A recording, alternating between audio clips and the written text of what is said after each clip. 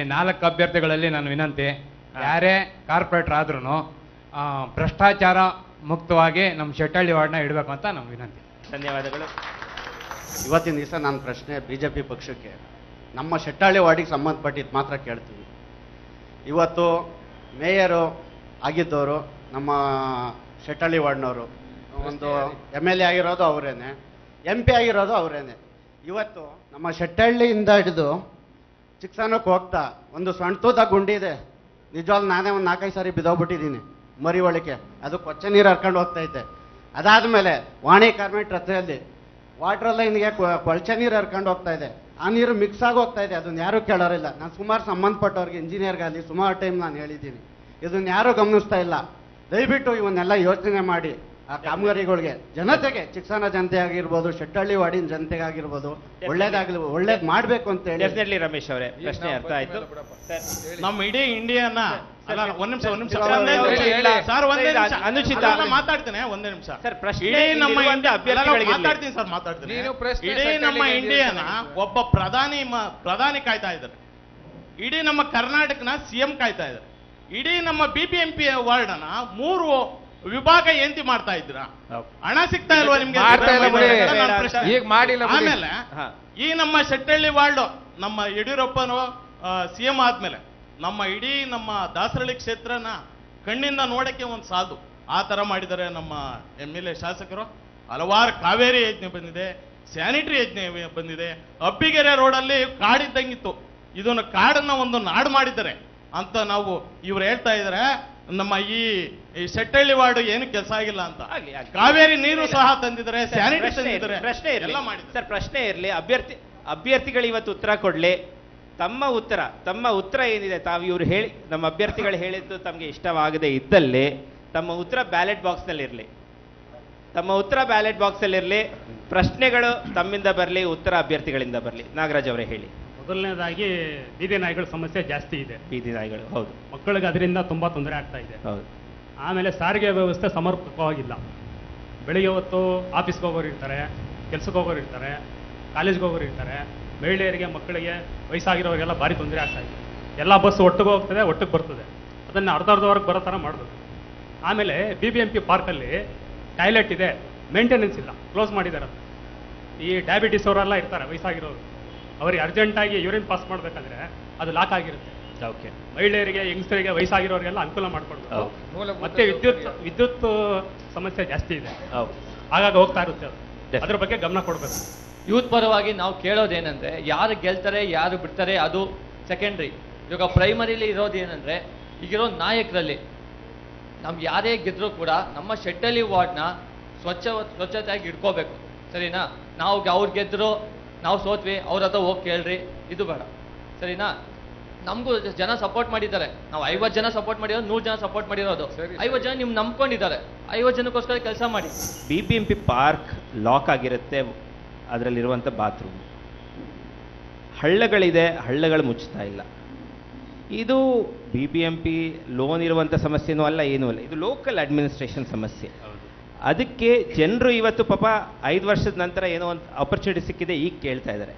ಪ್ರತಿನಿತ್ಯ ತಮ್ಮಲ್ಲಿ ಸಂಪರ್ಕ ಹಿಡ್ಕೊಳ್ಳೋದು ಹೇಗೆ, ಅವರು ಯಾವ ರೀತಿ ತಮ್ಮನ್ನ ಬಂದು ಭೇಟಿ ಮಾಡ್ಬೋದು, ಅದ್ರ ಬಗ್ಗೆ ತಾವೊಂದು ಆಶ್ವಾಸನೆ ಕೊಡಬೇಕು ಅಂತ ನನಗೆ. ಸರ್, ನಾನೀಗ ಒಂದು ಮಾತು ಹೇಳೋದಕ್ಕೆ ಇಷ್ಟಪಡ್ತೀನಿ ನಮ್ಮ ಮತದಾನ ಬಂಧುಗಳಿಗೆ. ನಾನು ಪಾಂಪ್ಲೆಂಟ್ ಓಡಿಸ್ಕೊಂಡು ಹೋಗ್ತಾ ಇಲ್ಲ, ನಾನು ವಿಸಿಟಿಂಗ್ ಕಾರ್ಡ್ ಹಚ್ಕೊಂಡು ಹೋಗ್ತಾ ಇದ್ದೀನಿ. ಶಂಭುಲಿಂಗೇಗೌಡ್ರೆ, ಜನಸಂಪರ್ಕ ಹೇಗೆ ಇಟ್ಕೊಂತೀರಾ? ಪ್ರಶ್ನೆ ತಮ್ಮನ್ನ ಹೇಗೆ ಬಂದು ಭೇಟಿ ಮಾಡೋದು? ಜನಸಂಪರ್ಕನ ಸುಮಾರು ಬೆಳಿಗ್ಗೆ 8-9 ಗಂಟೆ ತನಕ ಮನೆ ಹತ್ರ ಬಂದವ್ರು ನೋಡ್ತೀವಿ.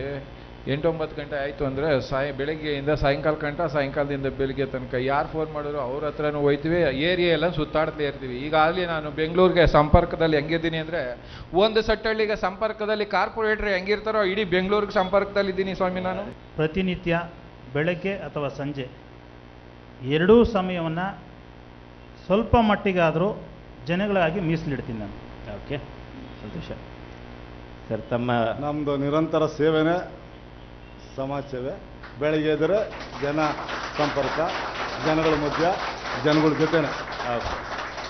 ಸೊ ಸ್ನೇಹಿತರೆ, ಕೊನೆಯದಾಗಿ 4 ಜನ ಅಭ್ಯರ್ಥಿಗಳು ಇದ್ದಾರೆ, ಅವರು ಮುಂದೆ ಕ್ಯಾನ್ವಾಸಿಂಗ್ ಹೋಗಬೇಕು, ಅವ್ರಿಗೂ ಬಹಳಷ್ಟು ಕೆಲಸಗಳಿದೆ. ಬಹಳಷ್ಟು ಕೆಲ್ಸ ಇದೆ. ಕೊನೆಯದಾಗಿ ಒಂದು 10 ವಾಕ್ಯಗಳಲ್ಲಿ ಸರ್ 10 ವಾಕ್ಯ ಇನ್ನು ಏನಾದರೂ 10 ವಾಕ್ಯ. ಪ್ರಶ್ನೆಗಳು ತಾವು ಅವ್ರು ಕೇಳಿದ್ದು ನಾನು ನಿಮ್ಗೆ ಕೊಡದೇ ಇರೋಂಥ ಹಾ. ಪ್ರಶ್ನೆಗಳಿಗೆ ಉತ್ತರ ಕೊಡ್ತಾ ಏನಾದ್ರು ಸರಿ. ಕೊನೆಯದಾಗಿ ಫೈನಲ್ ಮೆಸೇಜ್. Final message. ಈ ವಾರ್ಡ್ನಲ್ಲಿ ಹಲವಾರು ಸಮುದಾಯ ಭವನಗಳು ನಿರ್ಮಾಣ ಆಗಬೇಕಾಗಿದೆ. ಸಮುದಾಯ ಭವನ ನಿರ್ಮಾಣ ಮಾಡ್ತೀನಿ. ಅದಾದ ನಂತರ ಇವತ್ತು ಉದ್ಯಾನವನಗಳನ್ನ ಮಾಡಿದ್ದಾರೆ. ಸಮರ್ಪಕವಾಗಿ ಅದನ್ನು ಯಾರೂ ಕಾರ್ಯನಿರ್ವಹಿಸ್ತಾ ಇಲ್ಲ. ಭಾಳಷ್ಟು ಉದ್ಯಾನವನಗಳು ಸರ್ಕಾರದ ಹಣಗಳು ವ್ಯರ್ಥ ಆಗಿದೆ ಇಲ್ಲಿ. ಅದನ್ನು ಆ ಒಂದು ಕ್ರಿಯಾ ಯೋಜನೆಯನ್ನು ರೂಪಿಸಿಕೊಂಡು ಆ ಉದ್ಯಾನವನಗಳನ್ನ ಅಭಿವೃದ್ಧಿಪಡಿಸೋದ್ರ ಬಗ್ಗೆ ಮುಂದೆ ಒಂದು ಬೆಳವಣಿಗೆಯನ್ನು ತೊಗೊಂಡೋಗ್ತೀವಿ.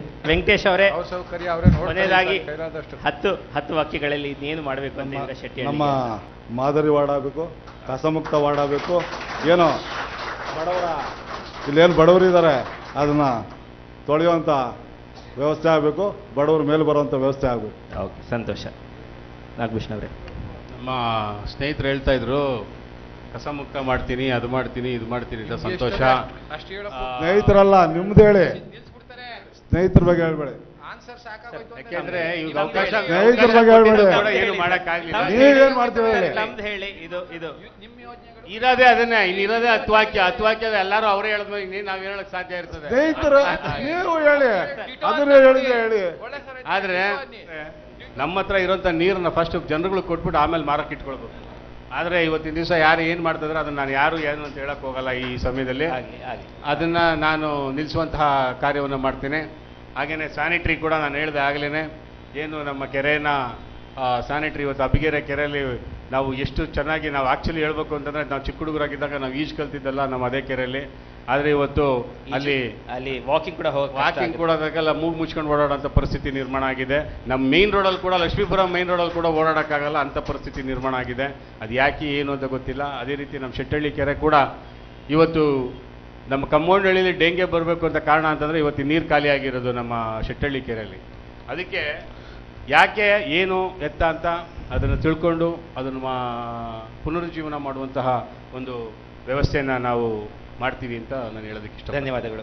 ಶಂಭುಲಿಗೌಡ, ಕೊನೆಯದಾಗಿ ಇಡೀ ಸೆಟ್ಟಳ್ಳಿ ವಾರ್ಡು 12 ಸ್ನೇಹಿತರೆ ಯಾವ್ಯಾವ ಭಾಗ ಬರುತ್ತೆ ಆ ಭಾಗಕ್ಕೆ ನಮ್ಮ 3 ಜನ ಸ್ನೇಹಿತರು ಏನೇನು ಹೇಳಿದ್ರು ಕಾರ್ಯಕ್ರಮ ಅದೆಲ್ಲನೂ ಮಾಡಿ ಕುಡಿಯೋಕೆ ಒಳ್ಳೆ ನೀರು ಕೊಡ್ತೀವಿ. ಕುಡಿಯೋ ನೀರನ್ನೇ, ಬೋರ್ವೆಲ್ಲಲ್ಲಿ ಬಂದದ್ದೆಲ್ಲ ಕುಡಿಯೋ ನೀರಲ್ಲ, ಕಾವೇರಿ ನೀರು ಇದರಲ್ಲಿ ಪೈಪಲ್ಲಿ ಬಂದದ್ದೆಲ್ಲ ಒಳ್ಳೆ ನೀರಲ್ಲ, ಶುದ್ಧ ಮಾಡಿ ಕುಡಿಯೋ ನೀರನ್ನ ಮೊದಲನೇ ಆದ್ಯತೆ ಕುಡಿಯೋ ನೀರು.